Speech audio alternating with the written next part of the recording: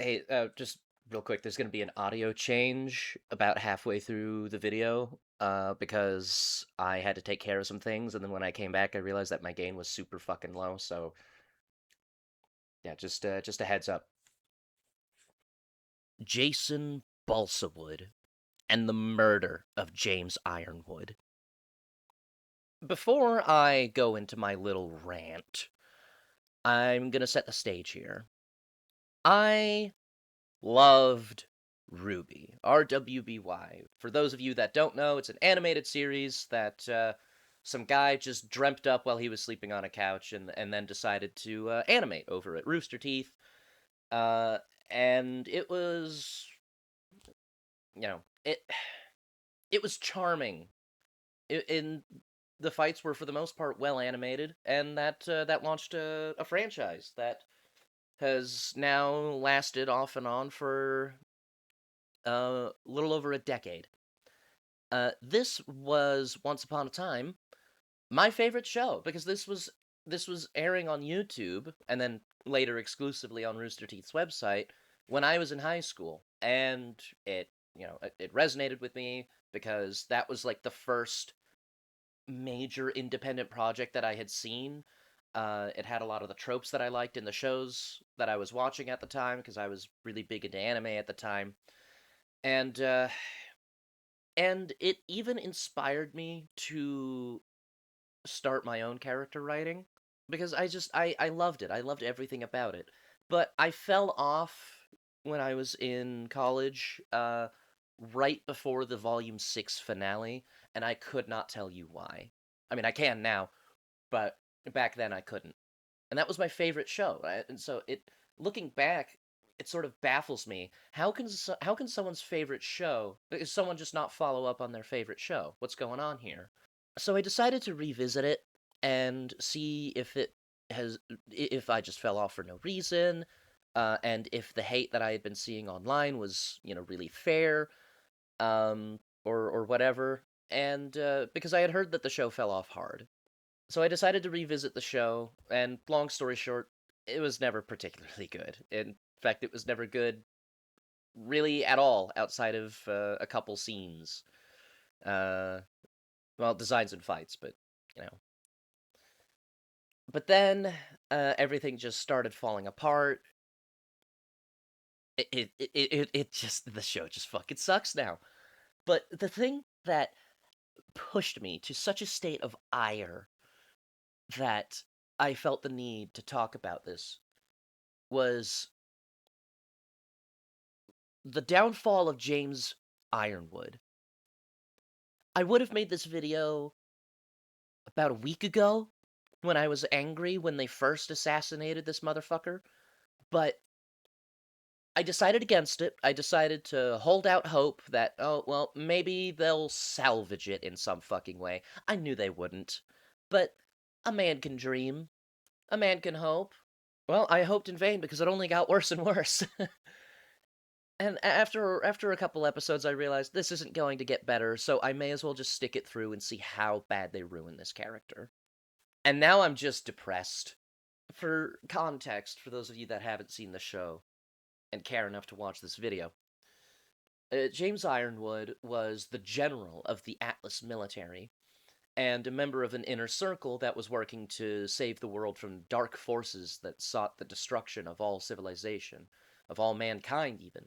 And even though his methodology and way of thinking was a bit questionable, bringing the military to act as a security force for what's basically the Olympics, a little questionable, but it worked out. He was proven right time and time and time again.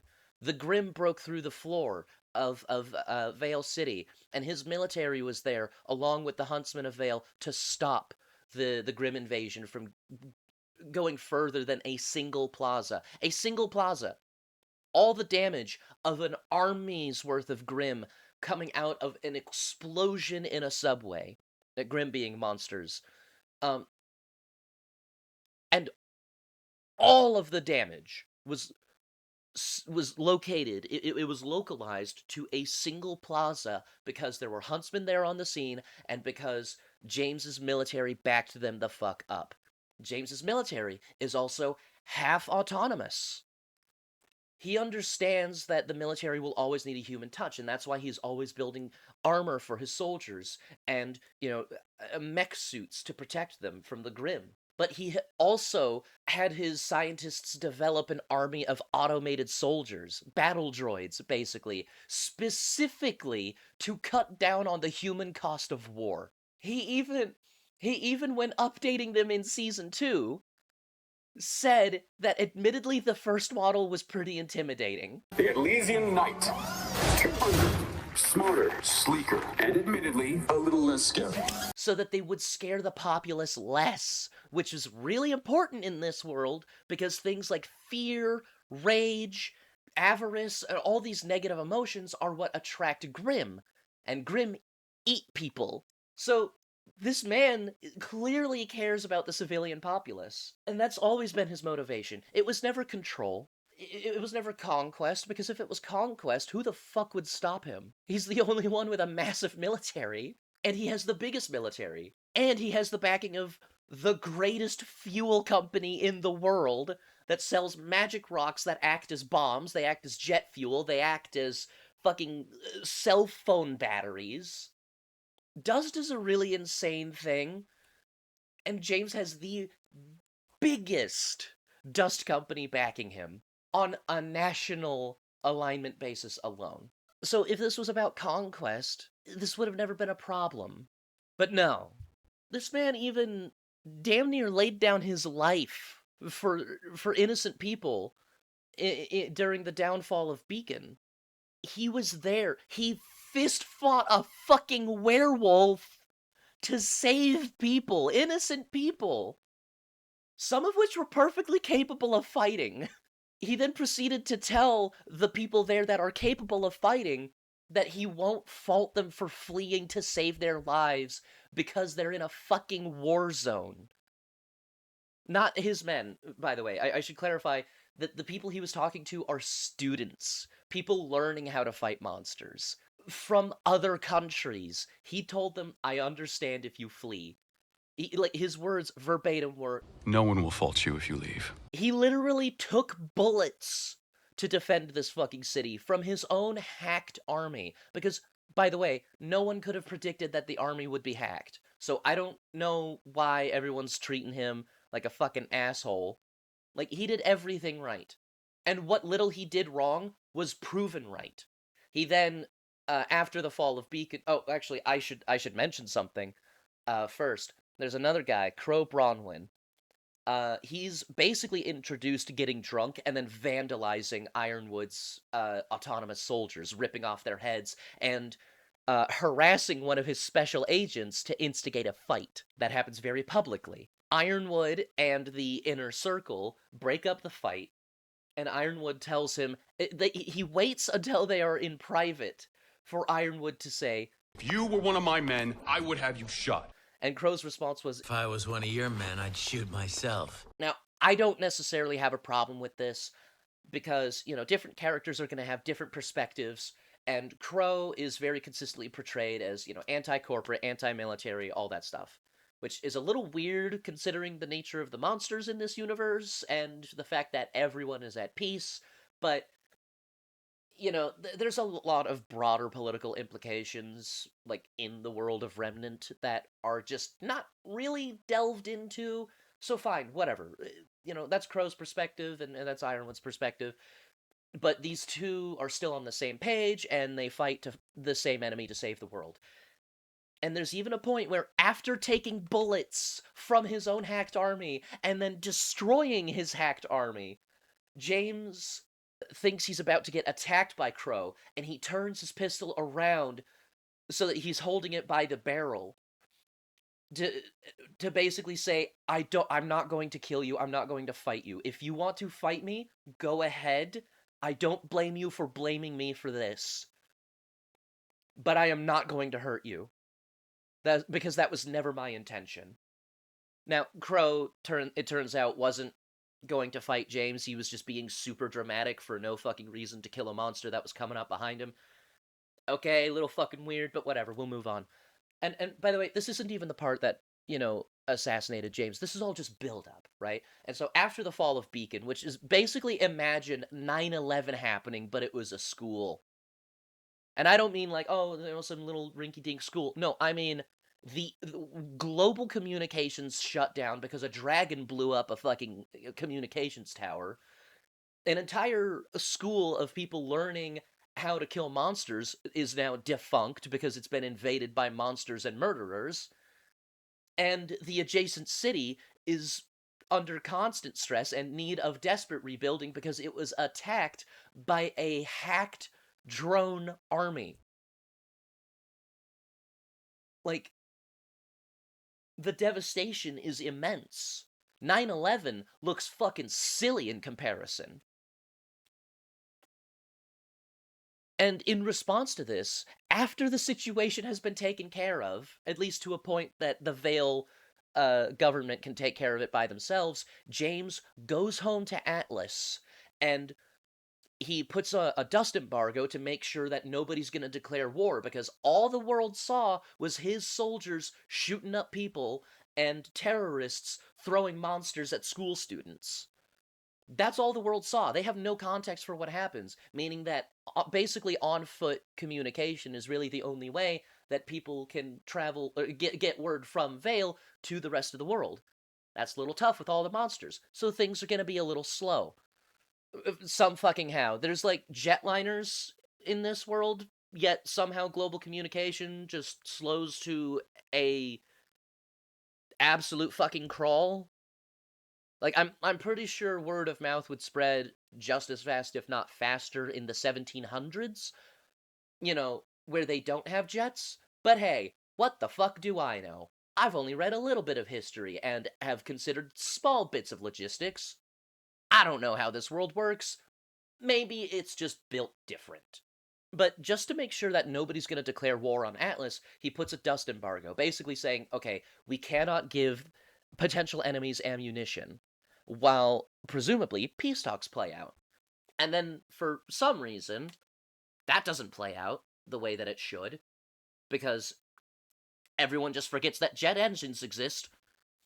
And so James ends up out of paranoia, a very reasonable paranoia, mind you, because who the fuck could predict that your battle droid army would get hacked by the one motherfucker capable of hacking it after he was labeled dead? Nobody could predict that. I'm sorry. Fuck you. And so, yeah, naturally, James is going to be a little bit paranoid. And so he locks down the cities of Mantle and Atlas, the capital of the Kingdom of Atlas. He puts them in lockdown and basically has his military patrolling the area, guarding the cities from Grimm, and basically instituting martial law, right?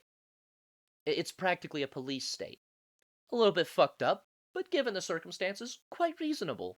And so Team Ruby, they go to Atlas because, plot progression and all that. They need to go to Atlas to, continue the fight against the Dark Forces. Keep in mind, they infiltrated this place on a stolen jet, and James's special operatives, his ace operatives, actually, arrest them immediately, and instead of, taking them to prison, they take them to Atlas Academy, where they get to meet General James Ironwood in fucking person. Now, the thing is, Ironwood got to see these kids in action at the fall of Beacon, or at least some of them. And so he would recognize, oh, they're skilled. He also knows, oh, they're with Crow. They're probably part of the same inner circle. It should not have happened that fast, but what the fuck ever.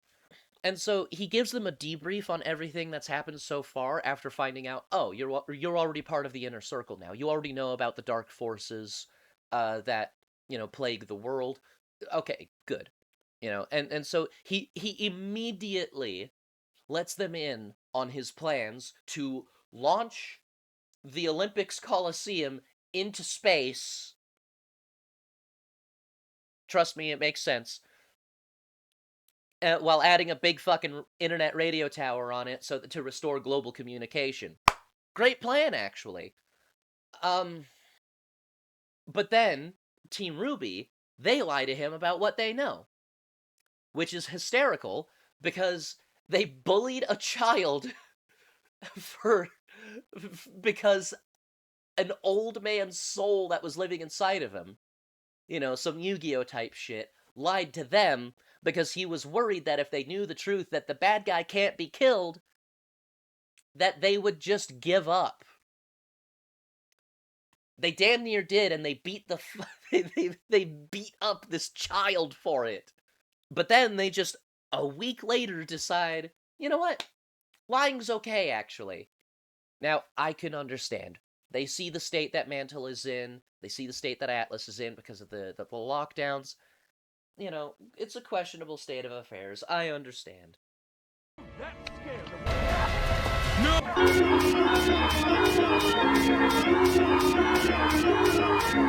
Sorry, I'm back. I had to take care of some stuff. Where was I? Oh, yeah. So, it's it's just so fucking mean because they don't tell him the truth until like the last possible second. They have weeks, potentially months of training of Ironwood opening his training facilities to them, of Ironwood trusting them. Like, and instead of being like, hey, sorry we lied to you, we didn't know if we could trust you because of the lockdowns, within, like, I don't know, a fortnight, they just keep lying to him until it's fucking go time for like actual like serious military action. So this man is getting mistreated for having a, you know, reasonable response to a severely traumatic event. Ugh, and what makes it even more frustrating is, remember that crow guy that I mentioned earlier? The one that's practically introduced, harassing his soldiers and vandalizing his robots? Yeah, after Ironwood gives them the debrief, on, hey, here's all the information I have, here's all my operatives, you could use my facilities. He drops the whole general act as they're leaving the room, specifically seeks out Crow, and gives him a fucking hug. Crow, I meant it when I said it was good to see you again. It's really beautiful. It's fucking cute. I love it. You made me love Ironwood. And then you murdered him off screen and replaced him with somebody else. Because of the plan playing out the way it does, blah blah blah, Ironwood gets a little, untrusting of Team Ruby after finding out, oh, you fucking lied to me. Oh, you also went behind my back to aid my political rivals, who I was worried about being, working with Salem. And they're like treating him with like suspicion and all that shit because he saw a chess piece and got scared. So, for context, the symbol that appeared on all of the computers back during the fall of Beacon was a queen chess piece. And after personally baiting the world's most dangerous hacker into a fight at the Coliseum, and damn near killing the fucker, he by the way, lost an arm fighting this guy. He got his arm stuck in a force field and ripped his arm out, peeled all the skin off of his fucking arm. But that just goes to show how fucking dedicated he is to saving the people. It's like, yeah, I don't care if I lose an arm. I need to stop this fucking guy. This guy is going to kill countless innocent people if I don't do something right fucking now. Fuck my arm. Fucking Giga Chad, Big Dick Ironwood. They don't call him Ironwood for fucking nothing. He's doing all of this to save humanity, and then he sees a chess piece and gets fucking scared. And it is in this office that instead of, just calling Atlas Tower and Academy and being like, someone has snuck into the Academy, lock down, like total lockdown, shoot any suspicious people on fucking sight, No one gets in or out without my explicit say-so. Instead of doing that, he just sits there and waits for Team Ruby to show up, assuming that he's already lost. But instead of, acting like he's already lost, he continues to take action by saying, fuck launching the Colosseum into space, we're launching the city into space. Which is questionable because you were diverting all these resources to get Amity Coliseum to get, atmosphere worthy. So why would Atlas already be capable of that? Just a question.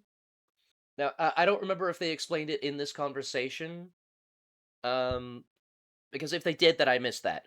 But there was a magical artifact, the Staff of Creation, that would allow for Atlas to be able to do that, so they technically do. But then there's also the issue of,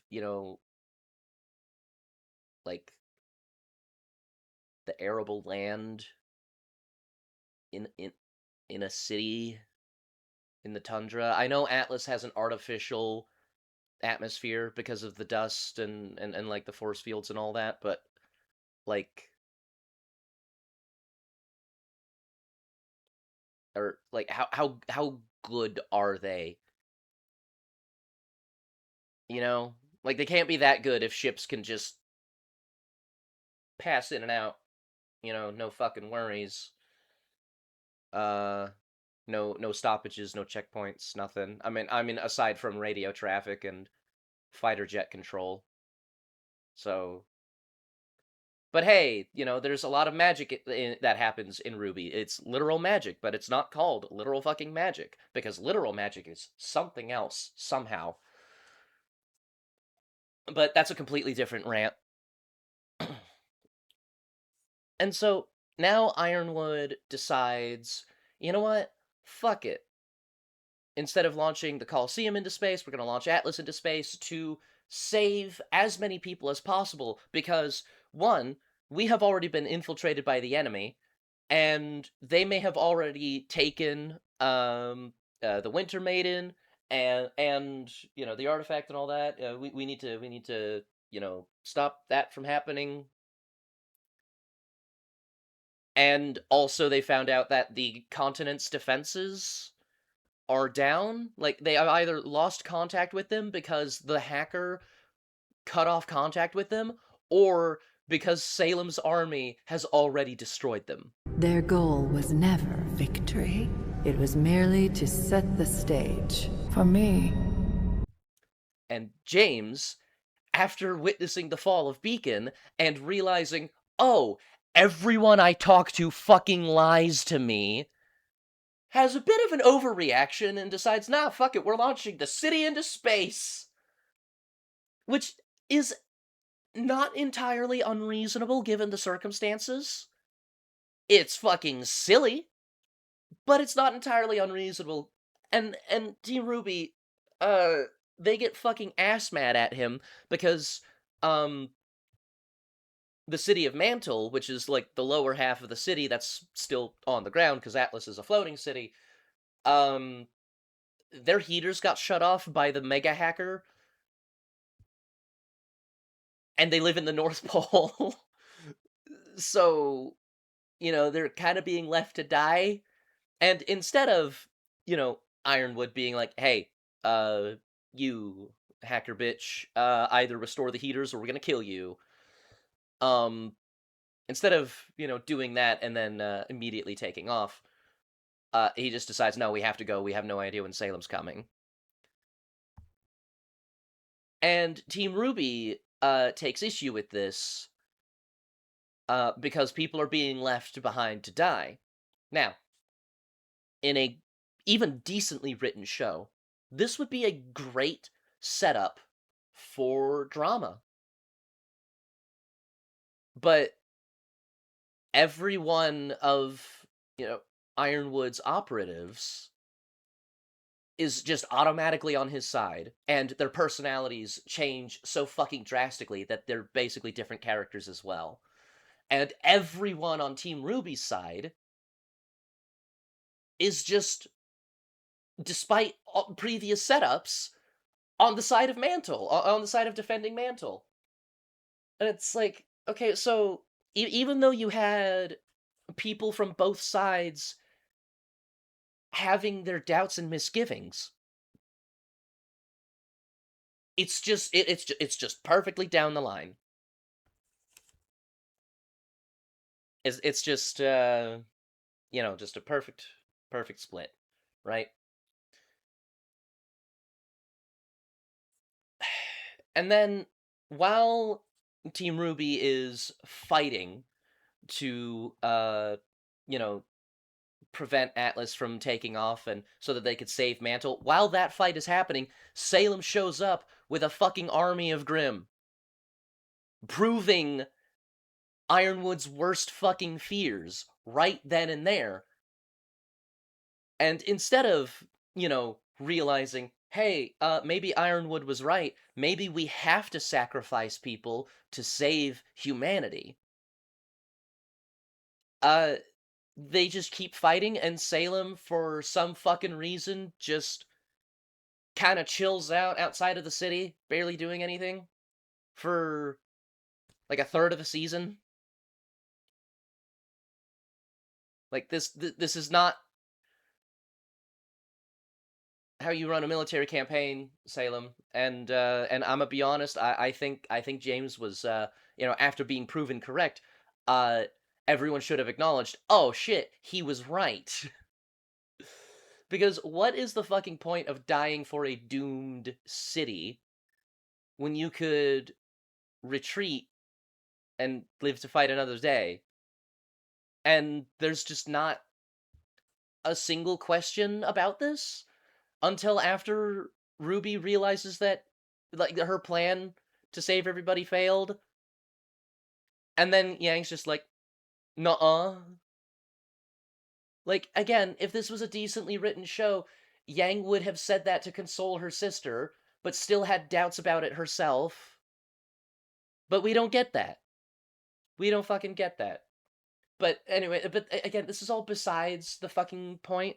The point is the bastardization of James Ironwood. The fact that they took him out back and shot him in the back of the fucking skull between seasons and replaced him with Jason fucking Balsawood. Because James Ironwood, again, very recently, hugged a man who hated his fucking guts because they were simply on the same side. Because they both understood the struggle. They had their differences, but Ironwood was willing to bridge that fucking gap and hug this motherfucker. And then when he says, I'm declaring martial law in season 8, the other council members are like, nuh-uh. And his response is to shoot them in the fucking head. This is not the Ironwood that we've been told about. And then he proceeds to realize, I can't save everyone. So his plan changes from just, launching Atlas into space to blowing up Mantle so that there's nothing left to defend. Fucking what? Now, to be fair, this happens because his plan was originally to blow up Salem's army, but then Salem's army gets blown up by the plot, and then he decides, instead of taking the time to be like, aha, yes, now that Salem is down, now we can launch Atlas into space. Instead of, doing that, because none of the people that are trying to stop him are currently in a position to stop him, and so instead of just fucking doing that, he just decides, yeah, I'm gonna blow Mantle up because I need to be a villain for the season.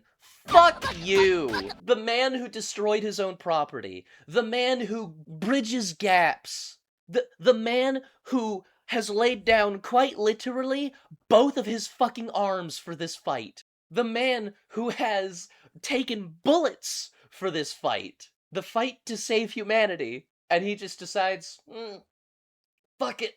I'm gonna go out of my way to kill people now.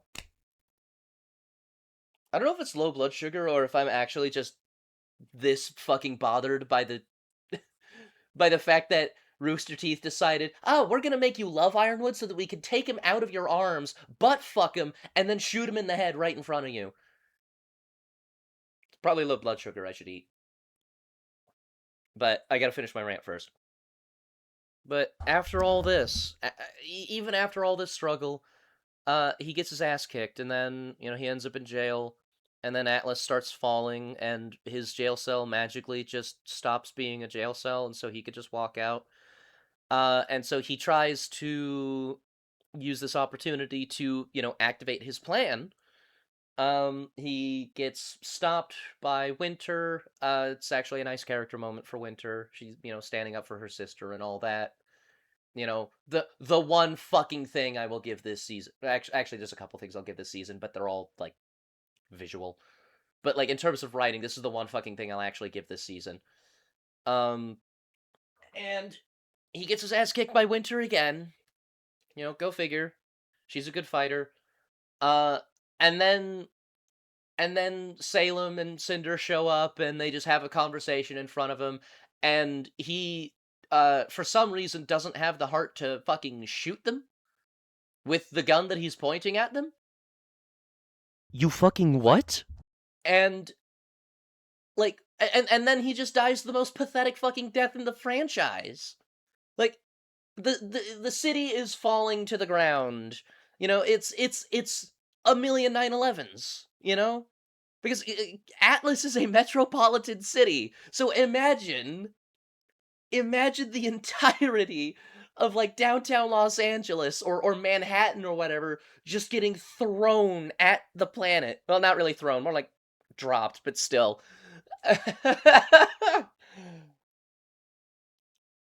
So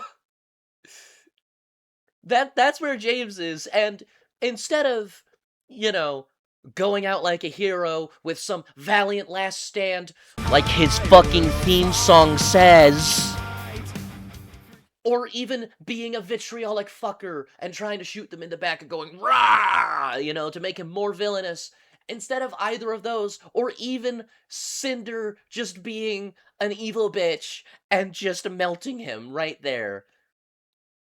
Instead, he just gives up as they walk away and lets himself get 9/11'd. Are you fucked? No! No! Fuck you!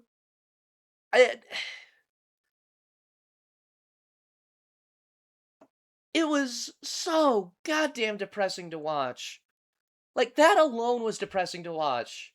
The rest of the season was just as confusing and bad. Like,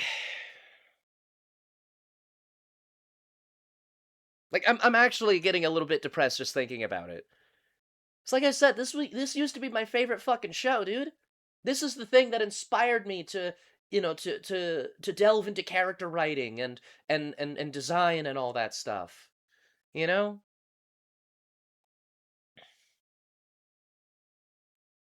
And now it's just shit, like everything else. Like unimaginably shit. It's like finding out your baby cousin's on fucking drugs or something. You know? I don't know. This shit just fucking sucks, man. So yeah, that's the murder of Jason Balsawood. Fuck you. Fuck me, fuck the show, fuck Carrie and Miles for not giving a single solitary shit about any of this. For failing to understand the characters that they've written, for failing to understand what good writing is. Like, the early seasons of RWBY are not that good, but there was at least a fucking heart to them, man. Like, at least Monty fucking cared. You know? There's at least a charm to those first 3 seasons. Hell, I'll even give Volume 4 the benefit of the doubt and say, despite how shit it is, there's still a level of charm to it. It's different, sure. It doesn't fit into the same category as the first 3, but whatever. You know, they were trying to find their footing for the first time with Monty completely gone, having not even touched the project. So yeah, it's just shit. So yeah, that's all the fucking bullshit I've got for you today. I'll see you next time. I'll see you next week or some shit. I don't fucking know. Good night.